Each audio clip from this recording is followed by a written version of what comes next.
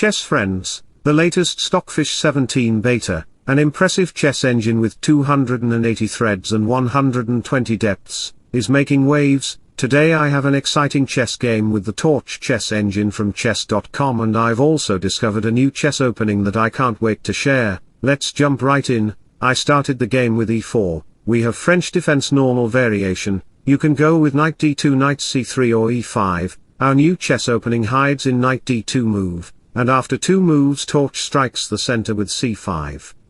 He aims to secure substantial space in the center while naturally developing his pieces, so after center exchanges I moved up my bishop, knight c6 castle, if black captures it then just recapture it with knight b3, so Torch decided to push the pawn on c4, rook e1, and black have the option to bring out the bishop or the knight. If knight f6 happen then just sacrifice the knight on c4, takes, black played bishop e7, d5, and the knight have less square to go. Knight a5 to target it, then just push the d pawn, black have no choice here, he have to capture the bishop, rook takes check, king here, bishop ups, the black's position is completely restricted, queen d3, knight g5 are the future moves to consider, bishop e6 by black, looks like the rook is in vain, but first we will kick out the knight, c4 to play c5, and knight g5 can come anytime to destroy you, rook to c8, knight g5, due to the passivity of the black pieces, black has to develop his rook. Captured queen e2 to target the pawn and then the checkmating square, e5 takes knight c8 to target it, but we will add another pressure on e-file, takes bishop takes f6 to pin the knight, black can't capture it because of d takes e7, this position is already destructive for black.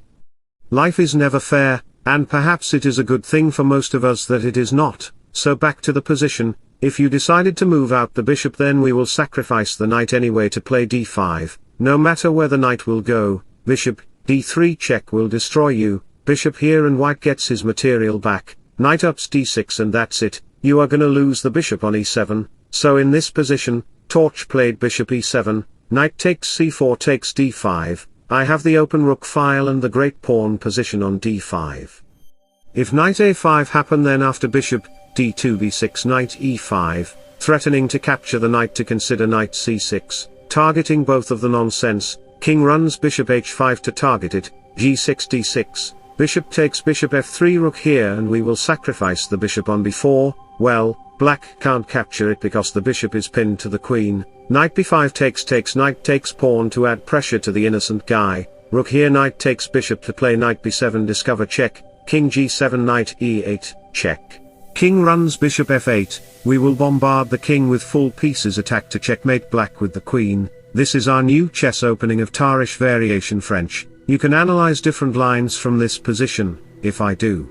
Then the video will be long. Anyway, Torch played knight a7, bishop takes c4, and 200 elo rated players are thinking of playing castle, but things are not so easy because d6 knight g5 along with the bishop attack on f7, can destroy you. Let me show you the variation, knight f6 e6, the bishop intact, castle d takes e7, lol, the position becomes completely dead lost for black, so in this position, Torch unpinned the bishop with king f8, here I could go with knight e5.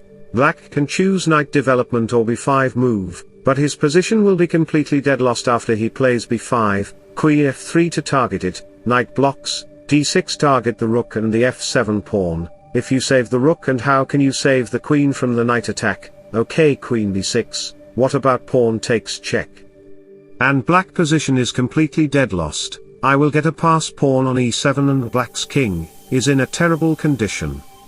Only a life lived for others is a life worthwhile, so in this position if black captures the pawn then I will win up the rook simply. Here, if you decided to develop the knight on f6, then we will capture the f7 pawn. King takes f7 d6 check, king f8 d takes e7 will end up your king-queen friendship, so back to our current game, I didn't play knight e5, instead I choose bishop f1, knight f6 c4 king here bishop f4, developing the bishop isn't worthwhile since black king and the rook is very passive.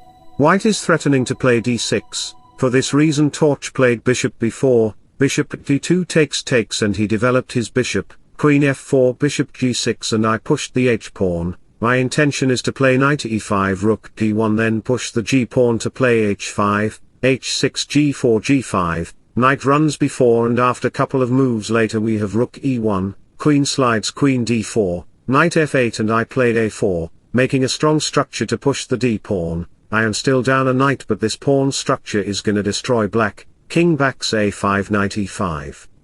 Targeting to the pawn and I want to play d6, queen f4 can target to the pawn. Another strategy is to play rook e7 after playing d6, OK Torch responded with knight f6, takes d6, rook e8 queen c5 to target the pawn. Bishop a4 isn't the best move as it will lose control over the kingside diagonal, therefore I will utilize the diagonal with bishop f5, play rook e7 g6, queen d4 to target the pawn. There are many chess tactics to consider. So king g7 rook ups and after some moves later I offer him for a queen trade. The game is completely in my favor. Black can't do anything because I have to connect it past pawns. Few moves later I pushed the c-pawn, rook to d1 bishop goes to d5, I am threatening to play d5 then after rook d8 I will capture the knight, takes rook d6 to capture the bishop, takes and b7, the rook can't able to stop me from promoting my one pawn, which is why Torch played knight b7. Now enjoy the game with my beautiful piano music.